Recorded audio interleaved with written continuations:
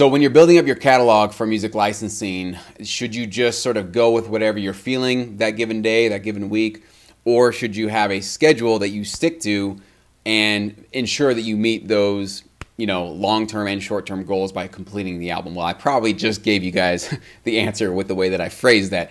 Absolutely, you go with the schedule, okay? I would say, no, I don't think ever do I ever come into my studio and go, what do I feel like making today? What am I just in the mood to make? No, because you know why? Almost everything that I do is being requested from my licensing partners, okay? Now, a lot of you guys are obviously in the beginning stages of your career and you don't have relationships yet. You're not getting, opportunities thrown your way and nobody's telling you, hey, send me hip hop tracks, send me EDM tracks, okay? So you don't have that pulling you in. So where do you go, right? So you just go with what you're feeling.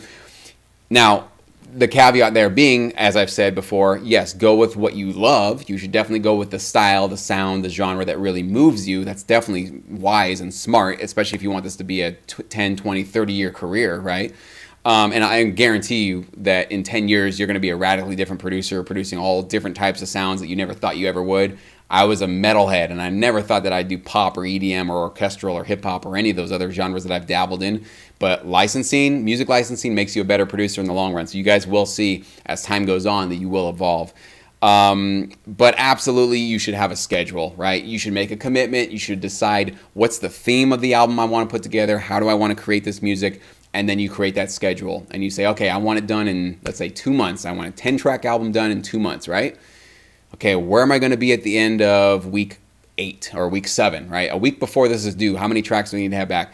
Go back all the way to this week, all right? What do I need to do this week? I need to get 1 track done, 2 tracks done. Whatever your goal is, you need to sort of like space that out. Make it reasonable, okay? This is another big thing that I can tell you. And I've had a few students, even syndicate members, that they learn about licensing. It's like it's like they just snorted a line of cocaine or something. And they're just like, oh my God, oh my God, oh my God. And they're just running, 1,000 miles an hour. And they're creating, 4 tracks a day. And they're they're literally burning the candle at both ends. They got a full-time job. They got a family.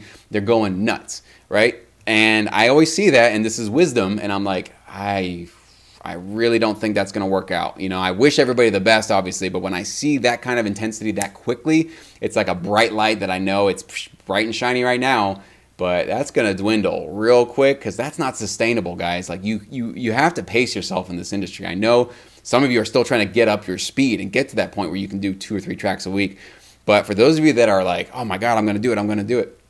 Just listen to me, okay? This is 10 years of wisdom, and I've seen so many people jump into this business and get burned out. 6 months, they're out. 3 months, they're gone. 1 year, nothing, right? It's because they mistakenly thought that if I just work 3,000 times harder in the beginning stages of my career, I'm going to get there, so much faster, and all the money's just going to come rolling in, and then blah, blah, blah, blah, blah, blah, okay? There's just no shortcuts, guys. It takes time to get those royalties. It takes time to develop relationships, right? We're talking about developing real relationships with real human beings in this industry. That can't happen overnight, right? You have to slowly, over time, consistently show up, deliver great music, give that really strong brand of yourself to the people that you're working with. As those years go on and you create a sustainable pace for yourself, you will see that you are a million miles ahead of everybody else. All those people that were going so fast in the beginning, you're like, oh my gosh, how do I keep up with them? They're still going to be where they started. They're just still running around, or maybe they've now completely just tired themselves out and they're not doing anything. Yes, it is the tortoise and the hare analogy, right? The tortoise will eventually win the race because he paced himself, right? So it's not a sprint. It is a marathon. This is a long-term play, okay? Amateur producers and musicians that are just trying to strike it rich, they are playing the short-term game. They're just trying to get fame and money right away, and if it doesn't work out, okay, let me try something else. I hope you guys watching this are aware that that is not a recipe for success in any industry, in any part of life, with human relationships, with business, with anything.